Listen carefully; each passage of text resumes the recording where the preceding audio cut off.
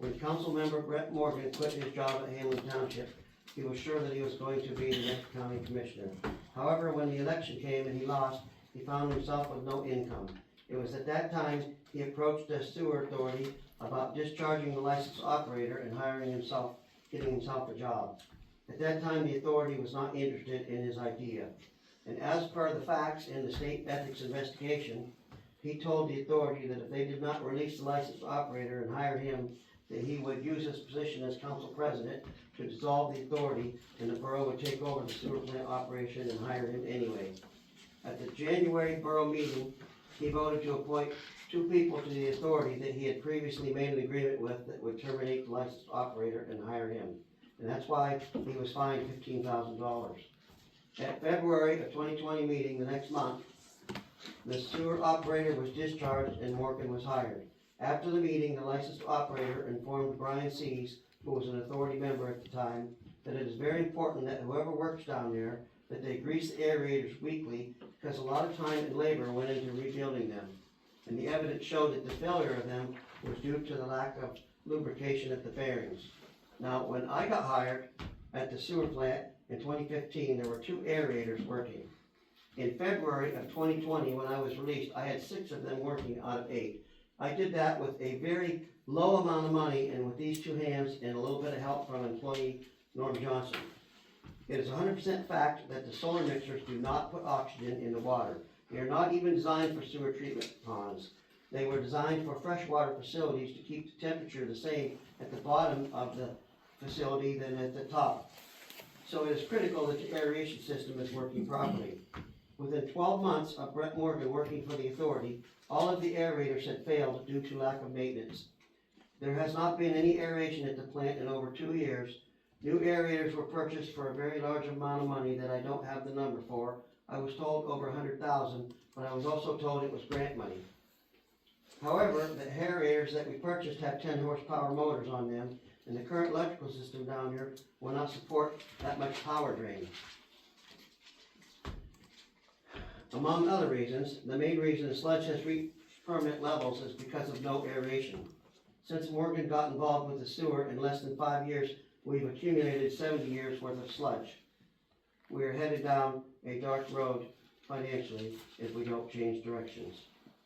So I attended the sewer authority meeting last January, and authority board member Brian Sees pointed out while doing firewood at Keystone, he observed Morgan go into the plant and said he saw him exiting 10 minutes later. At this time, I went out to my property and took one of my portable game cameras and installed it on Christine Woods' property that aimed at the gate so that I could see if Mr. Sees was telling the truth or not.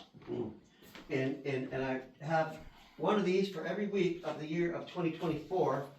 And what this is photographs that are time-stamped that I have no way of making or altering the time on them.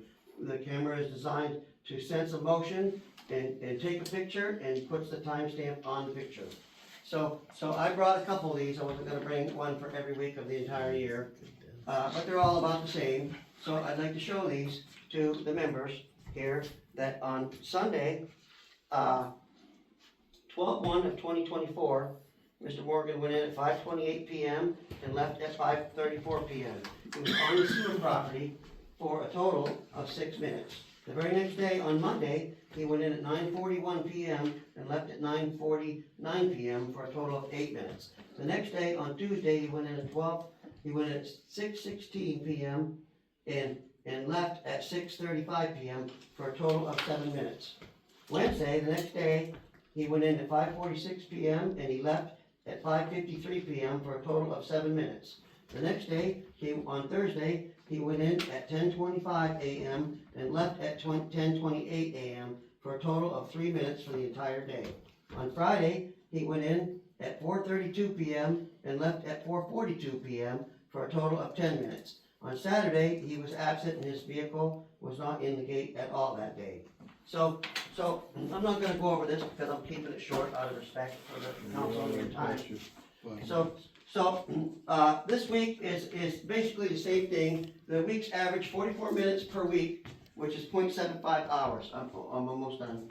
And so I took 0.75 hours times 52 weeks per year, and come up with 39 hours per year.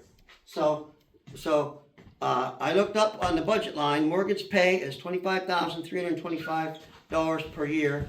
The borough also pays $2,600 per year gas money, and his health insurance premium, now this number I got from last January from the sewer authority meeting, was $434 per month at a grand total of $5,208 per year. So the total liability to have Mr. Morgan down there at the plant for 7 minutes per day is $33,133 per year. So I took the hours worked and divided it by the gross pay, and I come up with a gross pay of $849 per hour. And I'm asking the borough, why can't we run the sewer with the two guys that we already have, like we did for many years, and they can work under the age group license? And I'd have to ask, are we sworn to represent the best interest of the citizens in our facilities, or are we sworn to represent the best interest of our friends and fellow council members? Thank you.